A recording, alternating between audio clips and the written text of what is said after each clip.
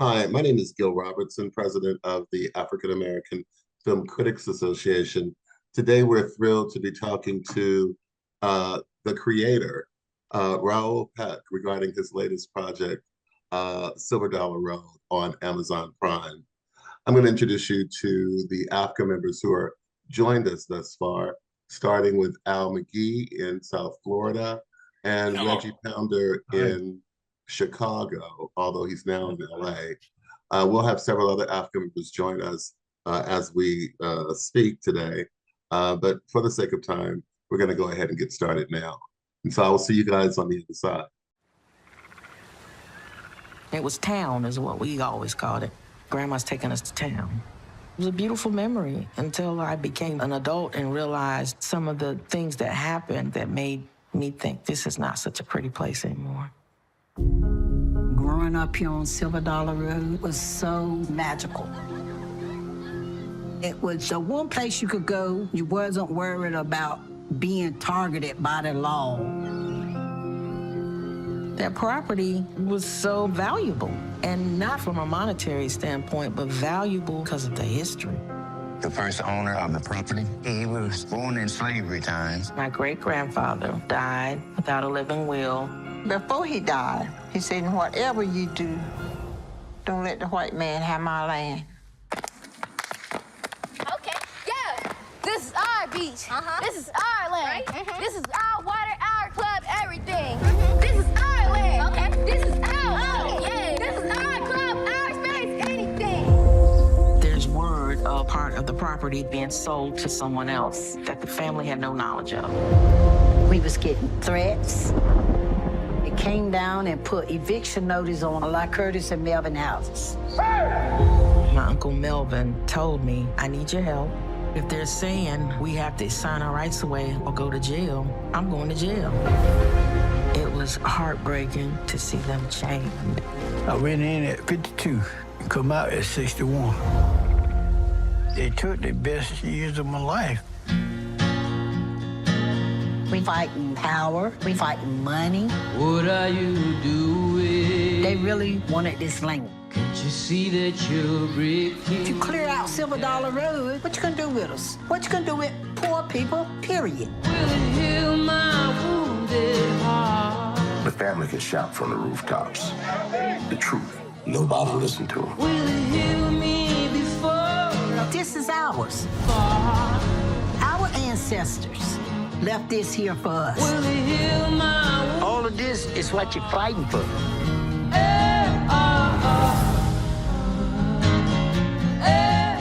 Hello, Raoul. I'm Reggie Ponder out of Chicago, as Gil said, and I agree with Gil that wow, what another impactful piece of work here, and it's so much there.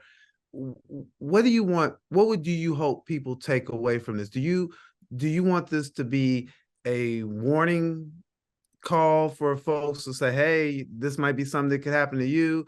Do you want to help the people who you are showcasing, get some kind of restitution? What do you want this to ultimately do? Well, there is many layers to most of my film, even though this one is quite particular. But I would easily put it as almost a trilogy with I Am Not Your Negro, Exterminate All the Brutes, and Silver Dollar Road. It's the same equation. It's about the original story. How did we get there? How did we get to the current state, socially, economically, politically in this country? Because it's the core explanation. Land is the bottom line. Land that was first captured by the Europeans from indigenous who never said that that land belongs to them. They were curator of that land. So the concept of land propriety came from Europe. It's what started the capitalistic society and economy. So when they came on the whole continent, decimated the first huge genocide a population that went like 90% down within a century. Then they brought enslaved people to this continent to work on that land. And by the way, both communities never had access to any land, you know, for almost the whole history of the United States. Okay? But every new immigrant wave got access to land. The whole campaign to the West was about giving land to a white population mostly. And so they could build wealth. So everybody knew in order to build economic prospect, economic wealth, you need to have the currency, which is land. This is the accepted currency, you know. But you deprive big part of the population from access to it. And when they did, like in the case of the Rios family, and when they were able after slavery to buy, you know, usually bad land, you know, swamp land, coastal land, which was very sandy, they made something out of it. And then in the 1920, they started being wanting to take back that land because that land was now prospered. And that's when the violence started. You know, sometimes we say, well, racism started. No, it was about taking away land from Black landowners. And they started terror, lynching, burning down to push the Black population north or to abandon their land. So that's the whole story in the nutshell. So this particular film, even though it gives you a more personal, really close to your heart type of story, but it's still within the bigger structural bias of this country. And so it fits totally in my line of work, which is always, you know, to give you the origin story and the structural body of that enables such injustice to not only exist, but to continue to these days. Wow. Well, thank you so much. I appreciate that. Good afternoon, Raul. I really enjoyed this documentary, and you did a very, very great job with this documentary.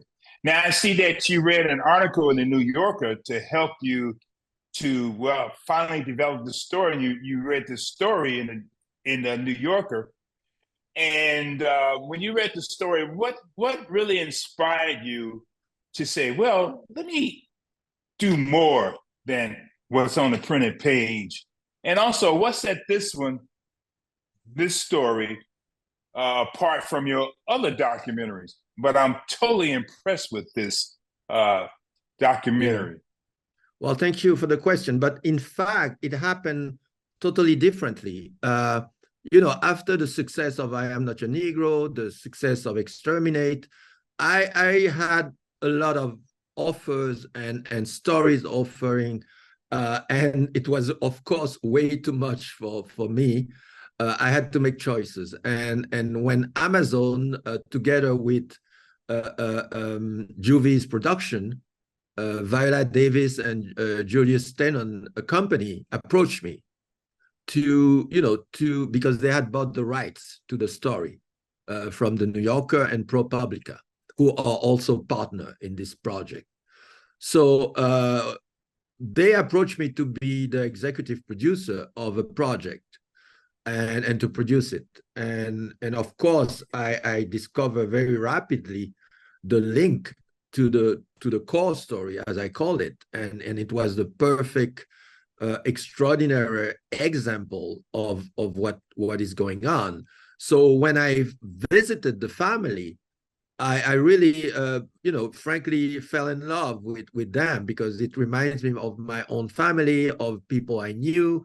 As you know, I come from Haiti, and we have also similar land problems, like most in the third world, and I felt at home. You know, I recognized even the the geography, the nature there, and walking with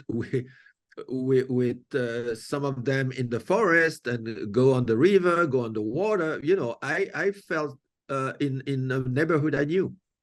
So it became more personal for me. And so it was then the not the difficulty, but I had to make choices in terms of how to make a film that would not just go into the usual approach of victimizing Black characters or traumatizing people. I needed to have almost a film that would empower you, that would give you courage, that would make you angry, of course, but you would not feel defeated. And I needed to show a strong, loving, fighting family. And that's why I took a lot of time at the beginning of the film to really put them at the center. And another decision was to make sure that they tell the story themselves, that Mamie and Kim would be the storyteller in the story. Yeah, also, you mentioned that you're from Haiti, and I taught at HBCU for 10 years, and my assistant to the school was Haitian, and he said to me, how come Black people don't own a lot of land here in the United States? And I guess he didn't know all of the history. How much of the history did you know about this, how white people just took land from Black people before you read the article, before you did the documentary?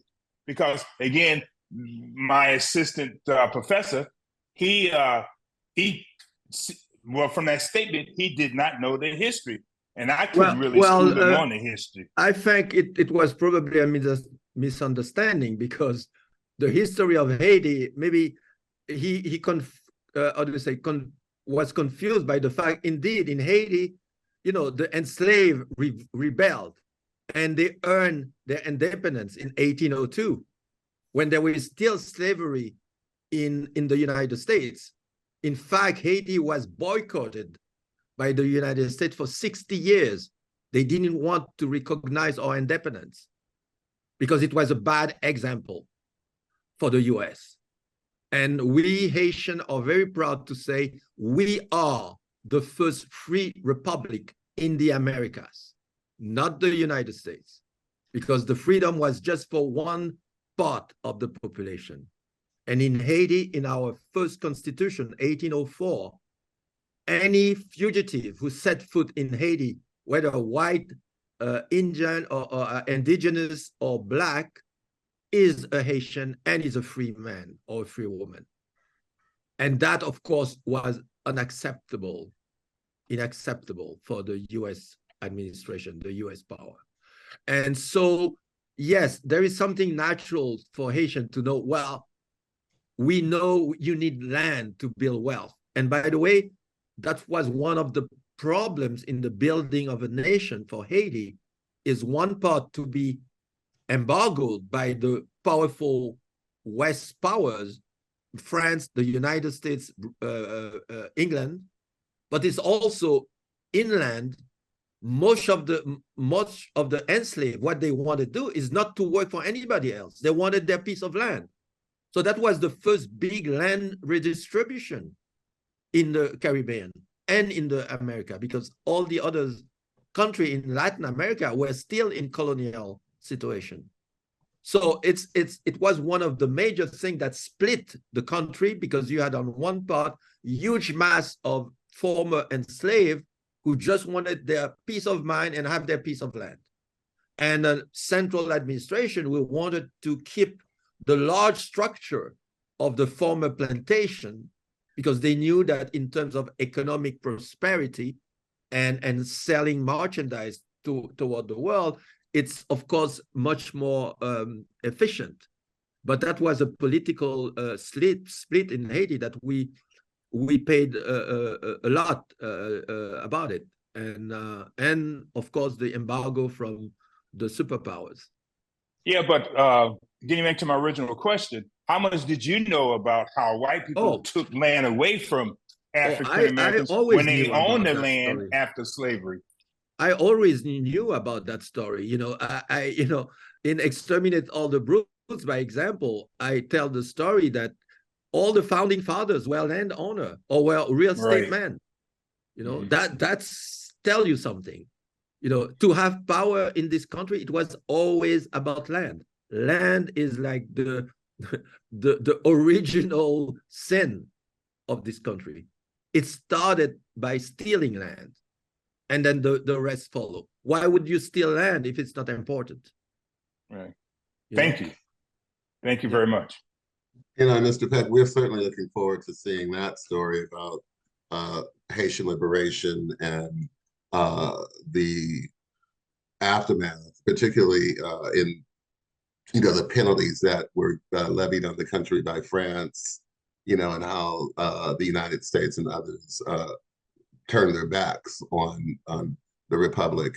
But getting back to Silver Dollar Road, how did you go about developing trust and confidence with some of the participants? How did you begin? I mean, how long did it take you before they allowed you to sort of break in and get behind the veil, if you will, of their story? Yeah, I'm going to answer that right away. And just to even to your comment before the question, you know, for me, it's really important that we all understand that we have one history. It's our common history. People have started, you know, to separate us. The history of Haiti was the model for Frederick Douglass, for all the, you know, Frederick Douglass came to Haiti. He was an ambassador to Haiti because all those leaders, John Brown, his model was Haiti, the Haitian Revolution. So our story is linked, but unfortunately, people don't know it and they divide us. You know, we were the bad example because otherwise the enslaved would have revolted much earlier in the United States. I'm sure. So, yeah. So, so my fight is also a fight against ignorance, basically. That you know, that ignorance that not only, of course, white people, but also vast numbers of our Black brothers who don't know our history. Absolutely, absolutely. And another interesting story would be a look at the so top to your question, I'm going to answer your question. And sure. Of course, you know, as a documentary filmmaker, one of the first things you know how to do is to gain the trust of the people you're working with or you're making a film about.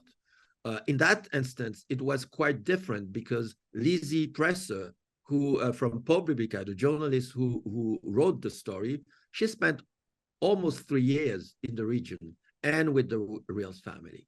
And that's one of the things, by the way, who really impressed me, because when I went there the first time, it was with Lizzie. And I felt this, you know, this white young journalist, you know, she was totally at ease with the family. They have welcomed her. They trusted her because for once they had somebody who wanted to tell their story, their side of the story. And Lizzie spent a lot of time with them. So coming there with Lizzie was the first door opening. And the second one is that I visited them the first time during the 95th anniversary of grandmother Gertrude. So all the family were there, and part of the family who came from, you know, from Texas, New Jersey, New York, Atlanta, you know, so it was an occasion to meet several layers of that family from several, I would say, field of work. So, and some of them knew my film, I Am Not Your Negro. So you can imagine what introduction that was. So within the same day, you know, I felt at ease within the family as well. And they opened their door for me and my team, because for them, making this film was vital, you know. And just an anecdote, when we were, you know, we invited Mamie and Kim to the premiere at the Toronto Film Festival. And in the first Q&A, what Mamie said as the new matriarch, she said, somebody asked her, how do you feel now with the film? And she said, for the first time in more than 20 years, I feel lighter now because I feel that I don't have to support alone the weight of telling this story. Now there is a film helping me doing that. So I knew that, it was really a collaborative process, and the whole family was behind the film. So I was really welcome, and you see how they, they open up. I'm not sure any family would have been, telling, somebody from elsewhere all their pain the way they did. They were not hiding anything, and that's what really touched me. Yeah, you definitely saw the connection between the family members and with you and your crew. So again, that's only due to your touch, your expertise in the matter. So thank you so much for explaining that and breaking it down. Carolyn?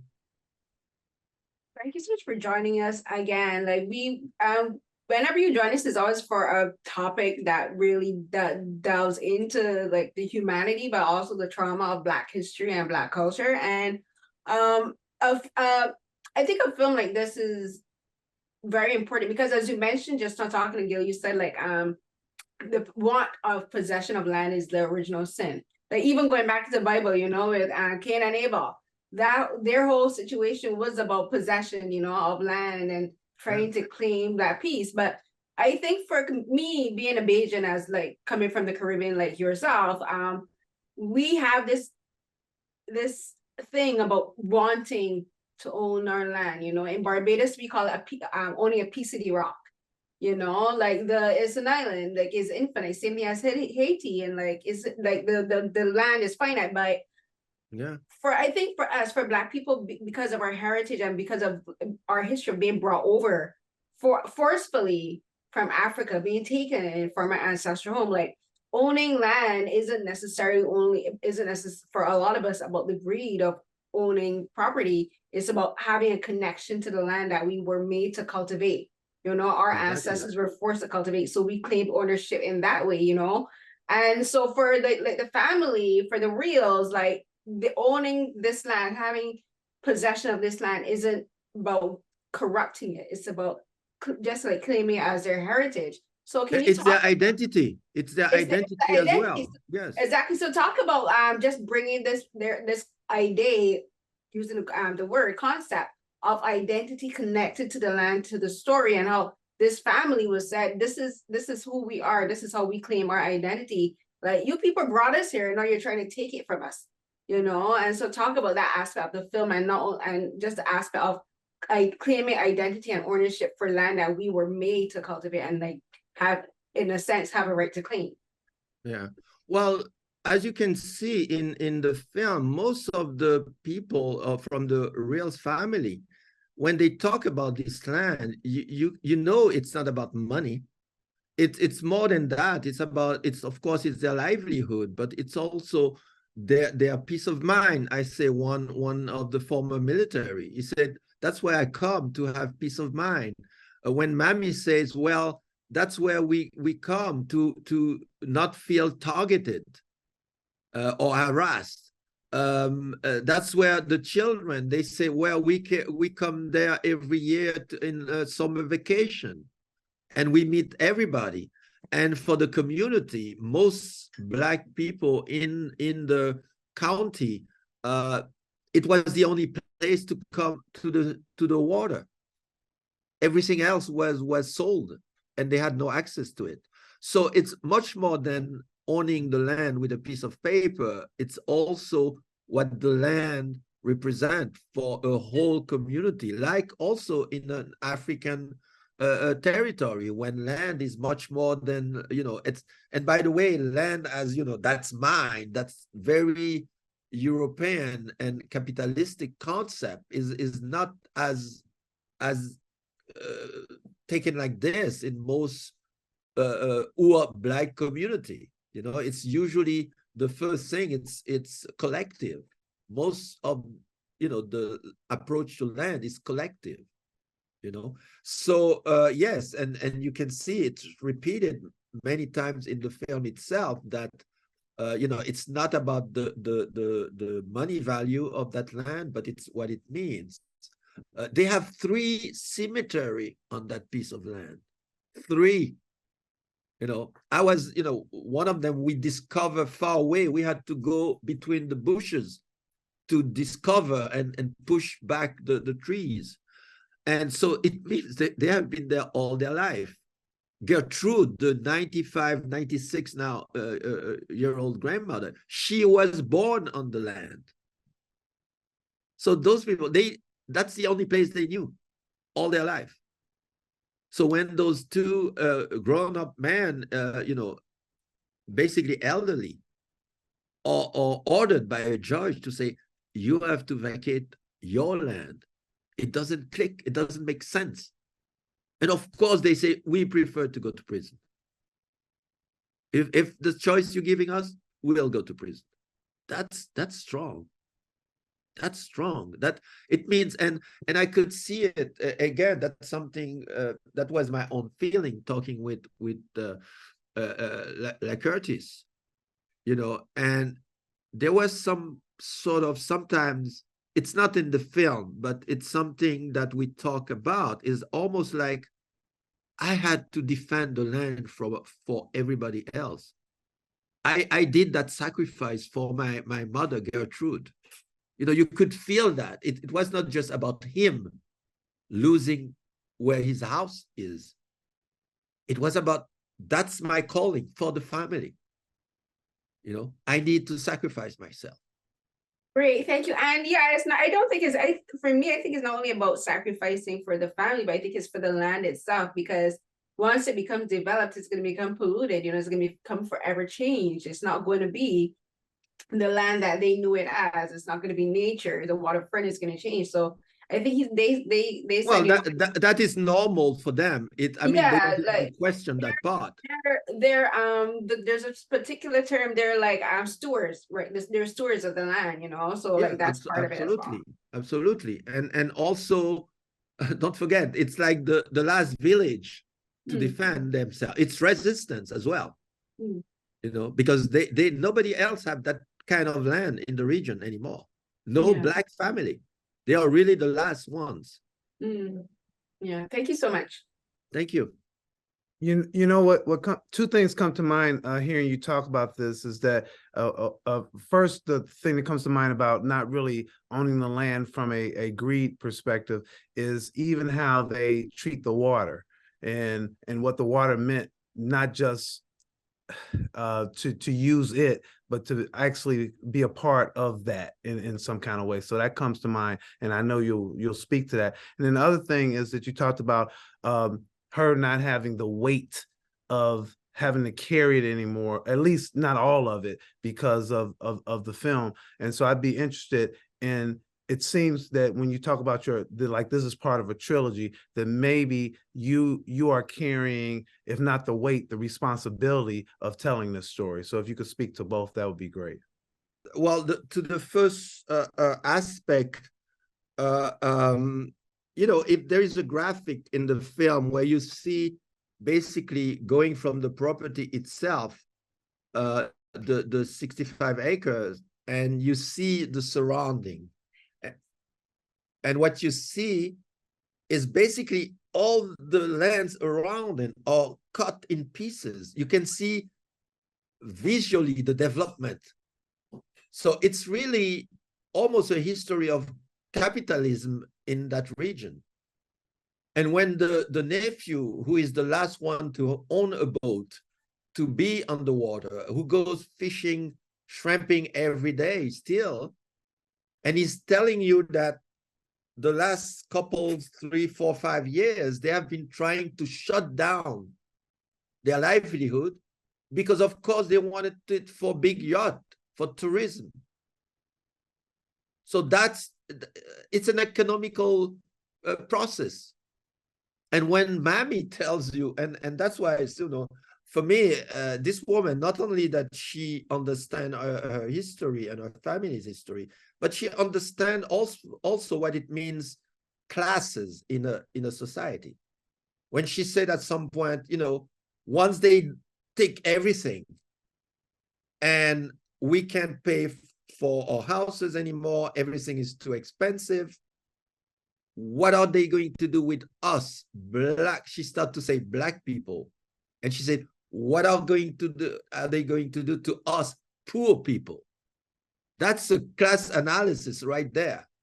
So that's, you know, and it was so important for me in this film to let these people talk. They are not dumb, they are not uneducated, they know perfectly what's going on. That's what they lived through. When Melvin, who didn't finish high school, say, well, Beaufort was black, and indeed, when you check in the history, 52% of the population of Beaufort was black. Today, well, while we were there, I went, you know, walking in Beaufort. I felt like a stranger in a foreign land. The only black person I met was crossing rapidly the streets because it was a worker from one of the restaurants going to work. Not a single black person in the streets of Beaufort. So that's what's going on. So that's and then when you speak about wealth, you know, or the weight, you know, it's like this family are the testimony of that story, and it's heavy on their shoulder. It's like being in resistance in a county where everybody else are okay with what's going on. The judges, the mayors, the lawyers. That's why they couldn't get a lawyer. That's why the brothers stayed in jail that long. They were being abused. And any lawyer who would defend them, if he wants to stay in that neighborhood, if he wants to have further clients, he cannot take on this case.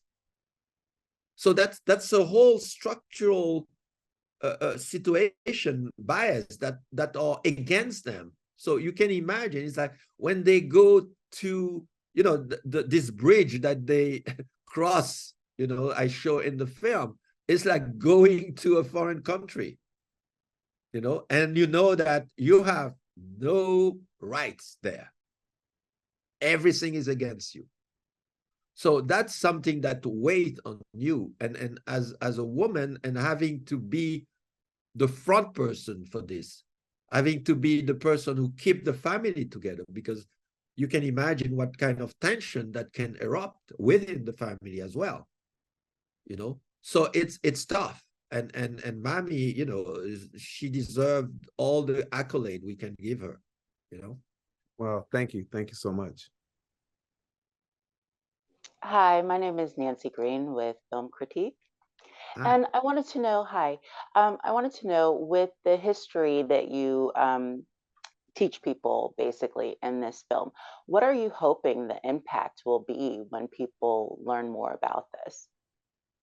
Well, really, frankly, I don't really ask myself about that. And I think the impact, it's whatever you as well do with it. You know, I'm not the owner of the impact. So, you know, as all my film, I hope it's a mixture of learning in a good way, not in a, you know, a paternalistic way. It's really, you know your history type of approach. And then, because as Baldwin said, you know, if you don't know your history, you can't fight. You have the wrong information. So you can't fight well.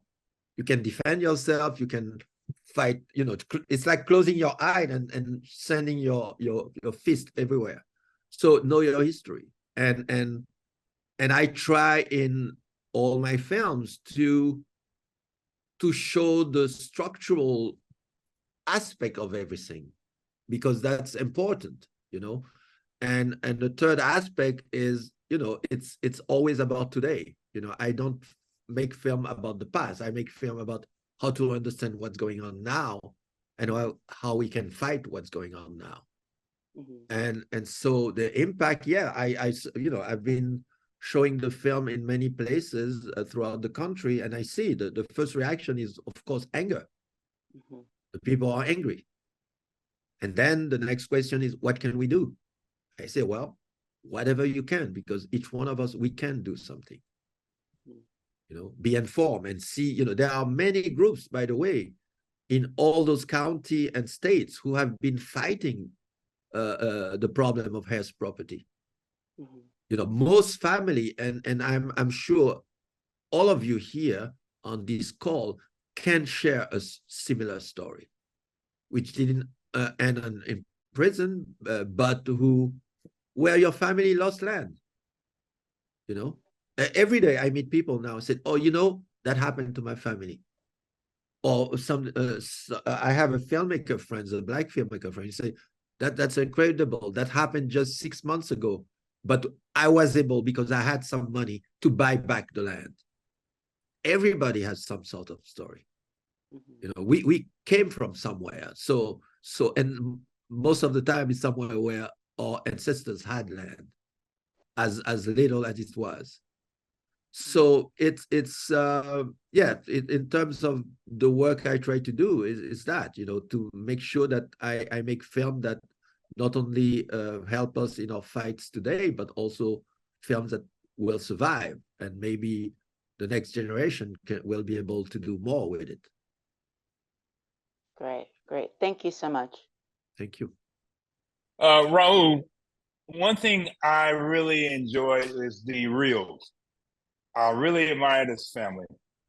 And the reason I admire this family is because they know their family history.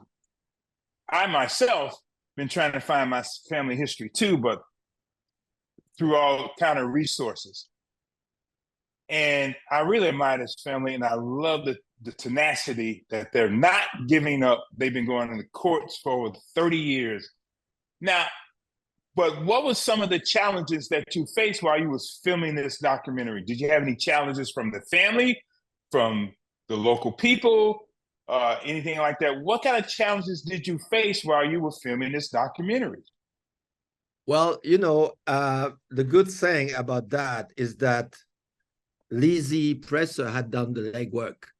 She went to see everybody, including the white gentleman who owned the property as of last year, because he sold it since then. So I was aware of everybody there. I was aware of the mayor's position. I was aware of the judge's position. I was aware of the work of the scholars in the region. I was aware of the work of many state associations, even of new laws that some state have voted that helps health property situations. And it's nationwide, that problem, what is called the Black Belt, which is from Texas all the way to the Carolinas. It's majority health property concentration. So it's really a huge problem. So when I got in there, I had to make an artistic decision, because whatever the content is, I'm making a film, and I want to make a film which is not a journalistic product. I'm not doing a sort of CNN documentary or whatever, It's about a film. Film means it's a story with characters, with conflict, with drama, and a film that you can watch again. I Am Not a Negro, you can watch it 5, 10 times, and you will find something else each time. So for this was the same. I had to focus on making a film, not just the issue itself. So I made artistic choice. I made political choice. The choice of saying, I want Mamie and Kim to tell the story. That's an artistic choice, and it's a political choice. I'm not going to make a he said, she said, or he said, they said kind of film. I'm going to focus on the point of view of the real family. I'm giving them the whole platform. They are the one who knows better than anybody else their story. And I'm not going to judge them. I'm not going to question what they tell me, because they paid a price for it already. So I need to trust what they are saying. Somebody who spent 8 years for nothing in prison, I need to listen, not to lecture him or to, well, you could have done this, you could, no, that's not my job. So what I did, I just embedded myself in the family, used all the footage that existed that Lizzie team had already shot as archive, and build a film as I would sit down and write a screenplay for a film. The only difference, everything in it is true. You know. Well, thank you, Raul, and thank you for a beautiful documentary, but also introducing me to the reels, and let me see a family that knows their history and also who has something to fight for. I want to thank you very much for that. Thank you. Thank you. Now, Raul, talking politics, or what's happening legislatively to protect and support? I didn't understand the word. What's happening in terms of laws being written to help families who are finding themselves in these circumstances? There are many initiatives. There are some, by the way, I think there are 10 states who voted those last years laws that make it less easier for developer or promoter to buy Harris property land. Meaning, before it was easy to just use a law called a Partition Act. And you say that somebody who sometimes never set foot on the piece of land, but through multiple generations has a stake on that because land. It becomes heir property. Yeah, because not properly. Heirs property is basically somebody died and leave his property, his land, doesn't go through the whole thing without the paperwork. So it falls. It's in fact, it's not a decision. It just falls into that category. Mm-hmm. So there's nothing you have to do. And it comes from the fact that Black people don't trust the justice system, and for good reasons. But in fact, instead of making the inheritance sure, it makes it more fragile. You know, and so because there are much other laws that gives you the opportunity to go through it and steal the land, basically. So there are states who made like you cannot, let's say, auction all the lands because one person wants his stake, his share, and it has to be auctioned and usually under market price.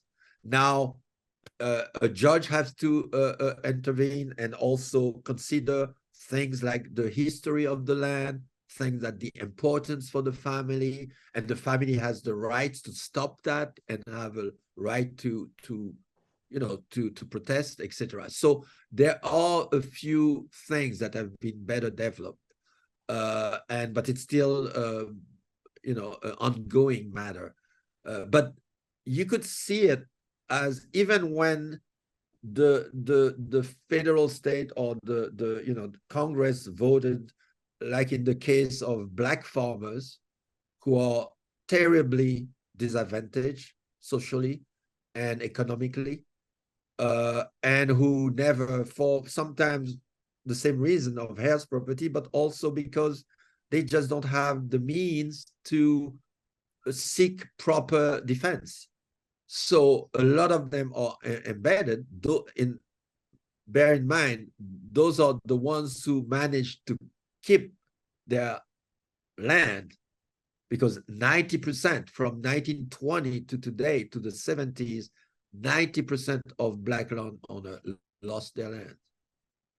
So the Black farmers who still own land are, for a lot of them, in debt, has a huge pile of debt. So Congress voted something like $4 billion for them. And guess what happened?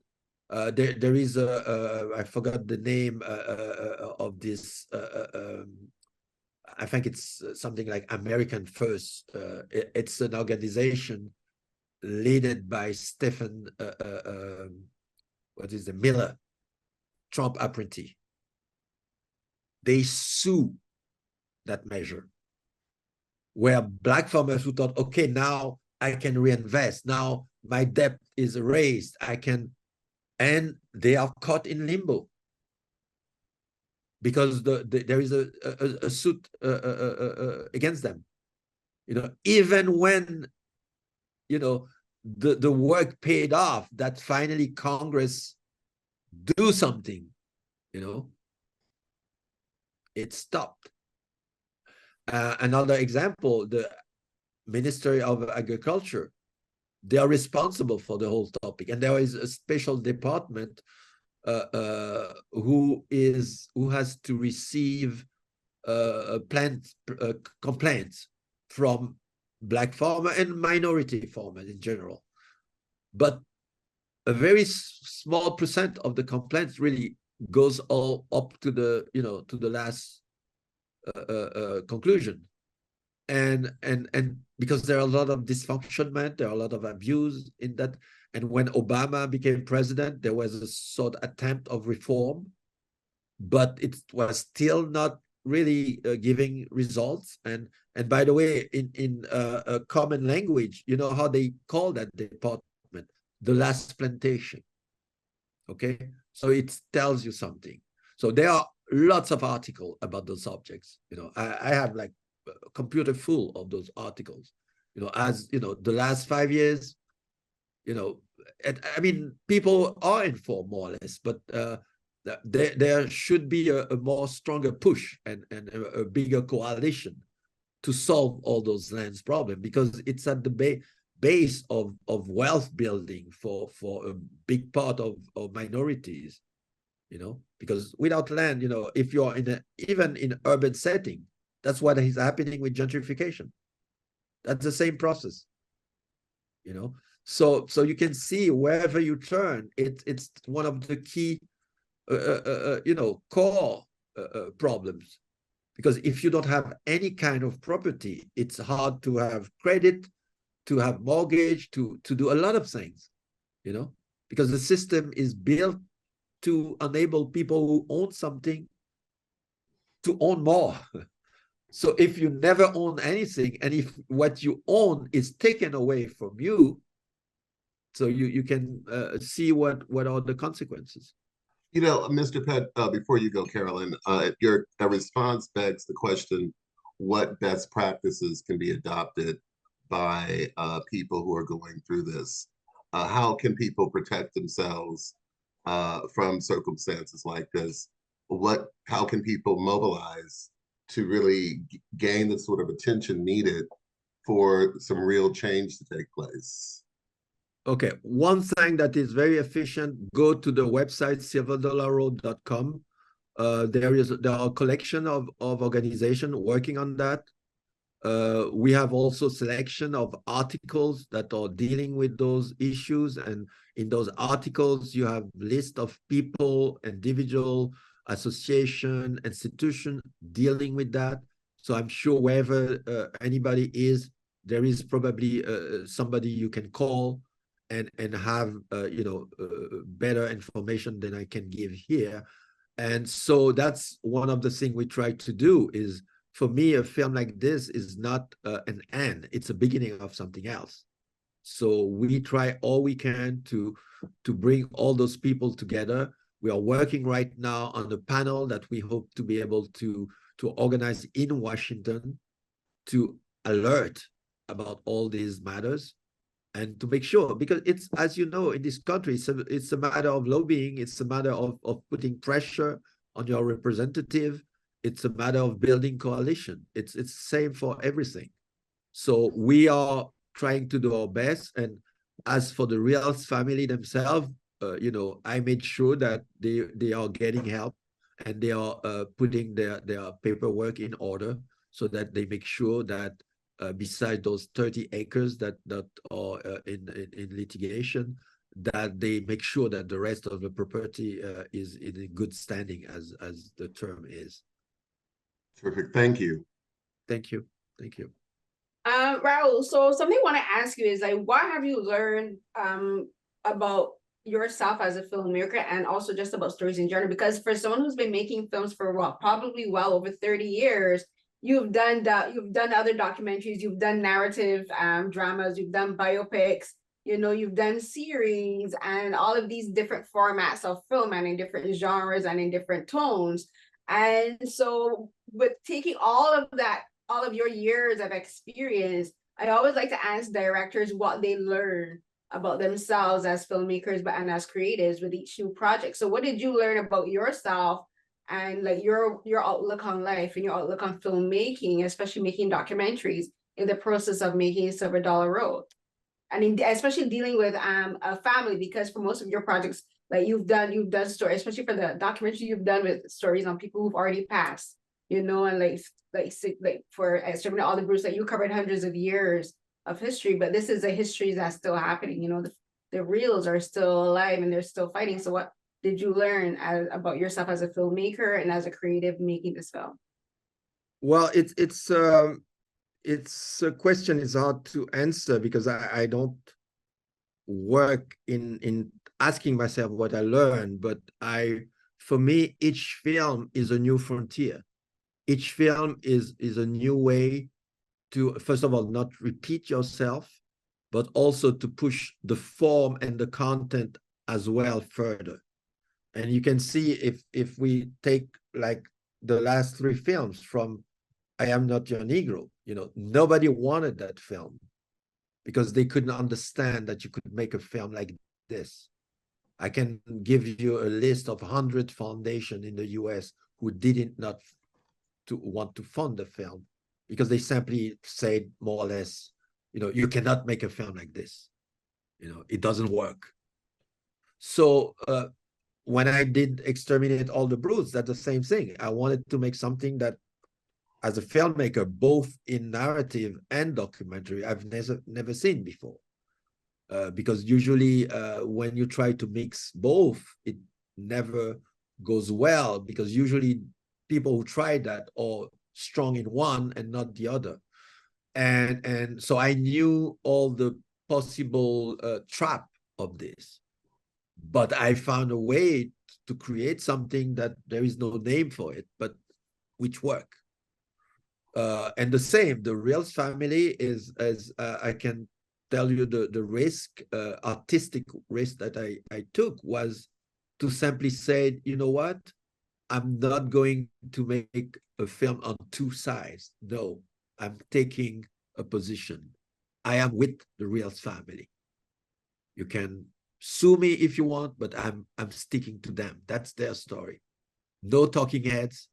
I stay within the family, except 2 exceptions, the lawyer and the Supreme Court judge. That's it. Everybody else are part of the family or close. So that was an artistic risk, especially in this country where everybody said, well, what about the other side? You know, well, what about this white guy who owns it? What does he say? I don't care what he says. The facts are there. That's not my problem. And one last thing, and it's you know, you can see usually what's how documentary are made today. You know, it's like almost you are obliged to have a trailer at the beginning so that the viewer knows what it is about. And I said, no, I want people to feel at ease first with this family, to discover they are real human beings. They are not victims. They are not complaining. They are just a family.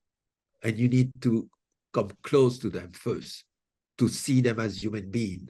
And then when the drama comes, then it's really hit you at home because you have been close to them. They are you. So those are the things I think I developed over the time. But I'm, you know, each film, and I think for most filmmakers, you know, you don't really dwell on whatever you did before. It's about, okay, what's the next step?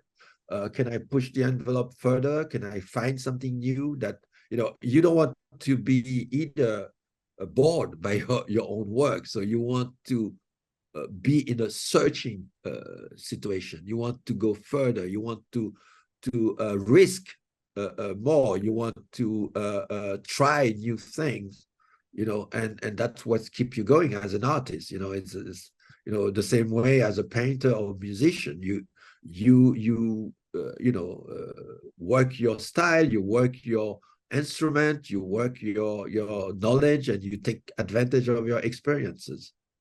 Great, thank you so much. And like I think every filmmaker can learn something from your vast repertoire of films and from making this particular film in general. Thank you so much. And yes, we don't need to know all the opinions of the white people. Like they get enough.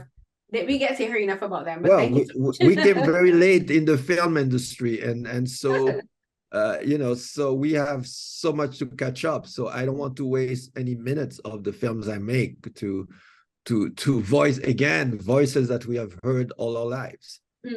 Great, thank you so much. Thank you. Mr. Peck, again, thank you so much for your time. We love your work, and we'll certainly continue to support every story that you take the time to tell. On behalf of the world's largest group of Black film and TV critics, thank you. And thank you for watching this edition of AAFCA Roundtables. Have a great day. Thank you. Thank you all. Absolutely. Thank you. Thank you. Thank you. Bye-bye. Appreciate you.